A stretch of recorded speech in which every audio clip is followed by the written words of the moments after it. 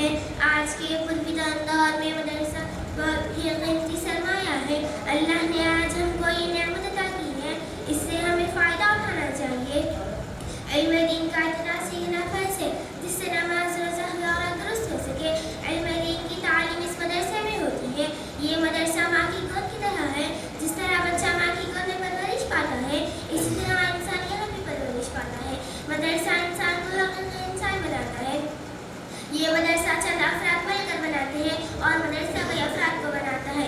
اللہ سے ہمارا تعلق جوڑتا ہے اور یہی انبیاء کا کام تھا. انبیاء مخلوق کو خالق سے جوڑتے تھے. یہ مدارس بھی ہمیں اللہ سے جوڑتے ہیں. جس طرح انبیاء مخلوق کو خالق سے جوڑتے تھے, اسی طرح یہ مدارس بھی ہمیں اللہ سے جوڑتے ہیں. لہٰذا ان مدرسوں کو کوئی طاقت نہ ہلا سکتی ہے اور نہ کوئی ان مدرسوں کو توڑ سکتا ہے.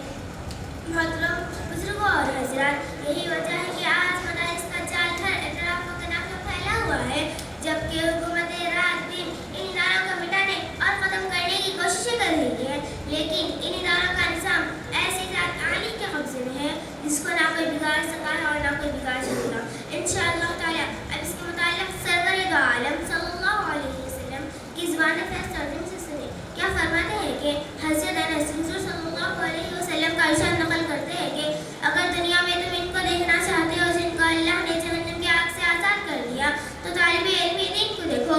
باخدا جو طلباء صرف علم حاصل کرنے کی نیت سے کسی عالم کے دروازے پر جاتے ہیں تو ان کو ہر روز اور ہر قدم پر 1 سال کی عبادت کا ثواب ملتا ہے, اور اس کے لیے جنت میں ایک شہر بنا دیا جاتا ہے. جہاں جہاں اس قدم پڑتے ہیں وہ زمین اس کے لیے استغفار کرتی ہے. صبح و شام فرشتے اس کی مغفرت کے اعلان اس طرح کرتے ہیں, ہؤلاء اتقاء اللہ من النار, یہی ہے جن کو اللہ نے جہنم کی آگ سے آزاد کر دیا. اس سے مراد ہی لوگ ہیں جو علم دین حاصل کرتے ہیں, مدرسے میں رہتے ہیں. ظاہری سی بات ہے, اگر طلباء کرام کا اتنا بلند مقام ہے تو ان لوگوں کی کیا شان ہوگی جو طلباء پر خرچ کرتے ہیں, مدرسے میں امداد دیتے ہیں, ان کے روپیوں اور پیسوں سے جو عمارتیں بنائی جاتی ہے, تو اللہ تعالیٰ ان کو آخرت میں کتنا بڑا اجر دے گا. دوستو, مدرسہ کیا ہے؟ مدرسے میں قرآن جو اللہ کی کتاب ہے جس نے دنیا کا کایا پلٹ دی, ہلچل مچا دی. سب سے پہلے قرآن نے آ کر یہ کہا کہ جو بندے خدا سے ٹوٹ چکے تھے انہیں خدا سے جوڑا, اور فرمایا کہ تم تعلق توڑتے ہو لیکن خدا نہیں توڑتا. چنانچہ اگر خالق کا مخلوق سے کوئی تعلق نہ ہوتا تو قرآن نہ بھیجتا. قرآن نے بھٹکے ہوئے لوگوں کو راہ دکھائی, زمانے کو خیر القرون بنا دیا, اور قرآن قیامت تک آنے والوں کے لیے مشعل راہ بن گیا. قرآن کریم کا کتنا بڑا احسان ہے. حضور صلی اللہ علیہ وسلم کو محمد بن عبداللہ سے محمد رسول اور خاتم النبیین بنا دیا. بہرحال ادارہ کا مدار طلب, طالب علم اور مدرس پر موقوف ہے. تعمیر سے اونچائی نہیں آتی. اس ادارہ کا رشتہ اصحاب صفہ سے چلا ہوا ہے, جس کے معلم سرور دو عالم صلی اللہ علیہ وسلم تھے اور جس کے طالب علم حضرت ابوبکر صدیق اور حضرت فاروق اعظم جیسے تھے.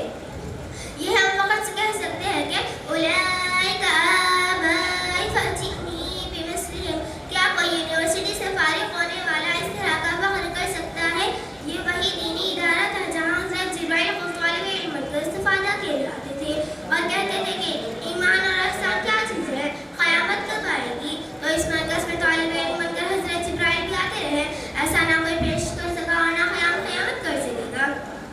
دوستو, مدرسے کی قدر کرو, تم نہ کرو گی تو خدا دوسروں کو پیدا کر دے گا. حضور